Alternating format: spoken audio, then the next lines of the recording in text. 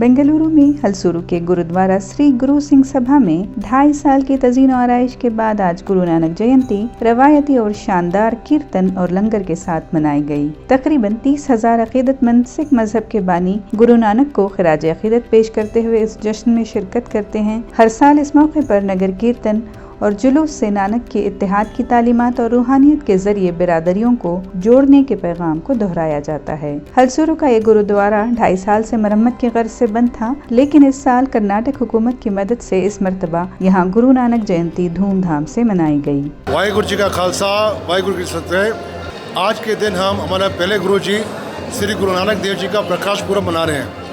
ये प्रकाश पुरब की सेलिब्रेशन 19 नवंबर से शुरू हुई, जो हर साल हमारा नगर कीर्तन होता है।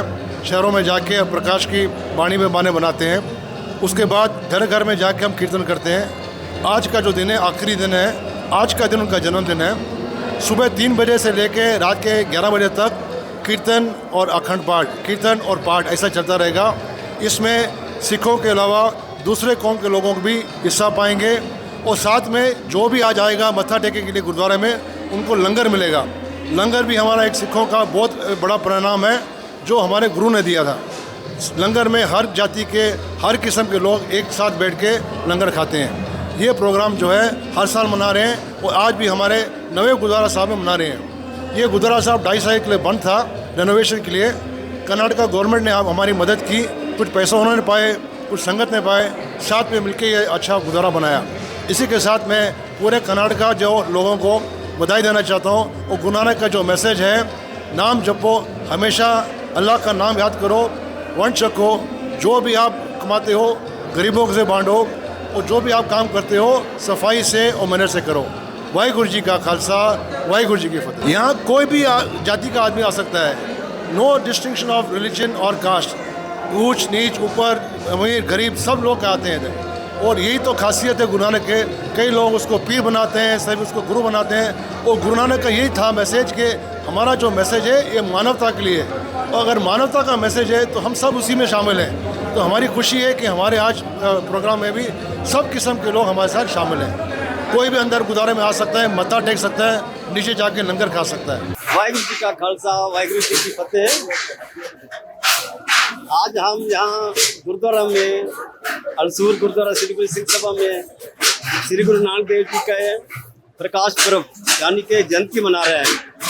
तो इस जयंती में हर जात के लोग यहाँ आते हैं और सुबह से शाम तक गुरु का लंगर, इसको बोलते हैं खाना, जो इसमें चावल है, खीर है, दाल है, सब्जी है, सलाद है, सब चीज़ सुबह से शाम तक हर एक जात वाले के लिए फ्री है।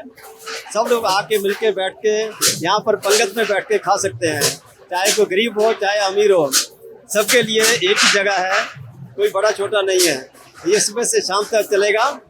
इसी तरह सुबह से शाम तक लगभग 30,000 जो हैं श्रद्धालु यहाँ आते हैं, जो गुरु की कृपा उनके ऊपर होती है। वो यहाँ आते हैं, मत्था टेकते हैं और लंगर छकते हैं, प्रसाद लेकर जाते हैं।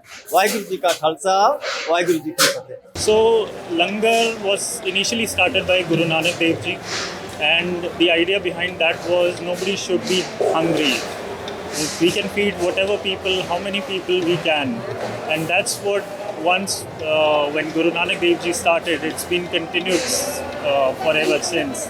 And wherever you go to Gurudwara, wherever there's a Guru, there's an establishment of Guru Granth Sahib Ji, you will always see that Sikhs always serve langar, so that people who are hungry, who come from far to visit the Gurudwara Sahib, must be fed first, and then they visit and pay their visit to the Gurudwara Sahib. So this was all started by Guru Nanak Dev Ji. And what I do, I feel lucky to be here, to be able to serve the community, not only community. As you can see, there are people from all communities, all religions who visit Gurudwara, and everyone's fed similarly. There's no bifurcation as to which religion, which caste, which creed. You can see everyone having langar together as one. So that's the whole idea behind langar is, and that's what we all do. I'm an IT professional, as you know, so I came here and I'm volunteering my services for the service of community.